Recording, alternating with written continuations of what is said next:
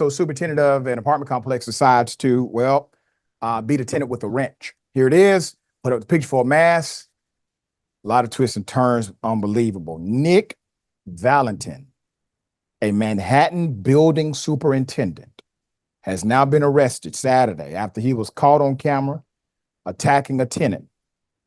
A doorbell camera recorded just after 8 a.m. on Saturday shows a 26-year-old tenant getting kicked down a flight of stairs. The attacker then picks up a wrench and continues beating the tenant. Seconds later, as the tenant begins to walk away, the attacker kicks him down a second flight of stairs. With millions watching and many people benefiting from this program called Indisputable, we just need 1% of the viewers to become a paid member so we can continue to bring this content to you. Now back to the show. Police say the attack happened after a dispute over rent, and the victim sustained lacerations to his right hand and had pain in his left arm. According to police, another tenant called 911 to report the attack. The landlord, or the building superintendent, has no criminal history, according to police sources, and has now been charged with second-degree assault, a felony that could land him in prison if he is found guilty. So neighbors who saw the video, like, this is them looking at the video like, damn, son.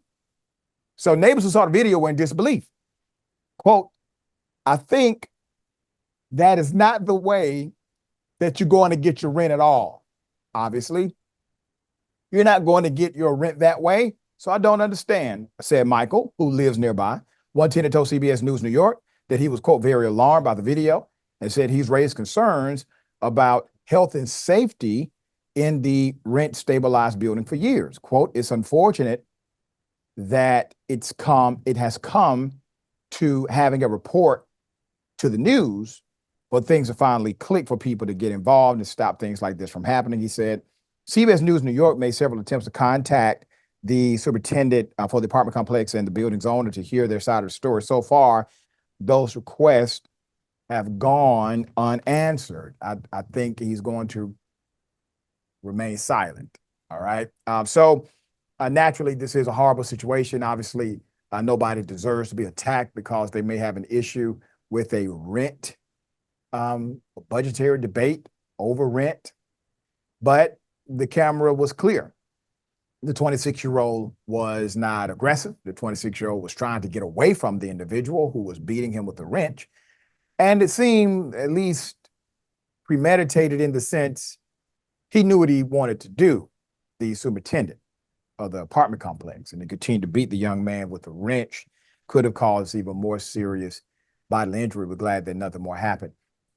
But naturally, this is one of those dynamics where we've reported on multiple times. You have individuals inside of a rent stabilized apartment, or just a landlord and tenant getting into a conflict, and all of a sudden the landlord or the person who's the property manager, they decide to affect an illegal remedy in order to exercise their particular frustration. Those things are completely against the law and never should happen.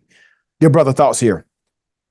My thought is this, Dr. Richey. If Superintendent Nick Valentin had used that wrench for what it was actually intended for in the first place, right, then the tenant wouldn't have complained to begin with. I mean, fix the stuff you're supposed to. Let's not break people's legs. Beating someone with a wrench, kicking them down the stairs, these are all criminal activities. Let's be very honest. Rent stabilization and rent control has been a problem in New York because of the profit that buildings feel like they could and should be making. And they make it extremely uncomfortable for their current tenants for this reason. Nick Valentin needs to be charged to the extreme of the law because what he did is put someone's life in danger. They need to, as a building, get on Yelp and start under Yelping that building so that the owners actually do their due diligence and contact their tenants, because they contact you when you owe them money. So how about when you owe them an apology? That's right. Very well said.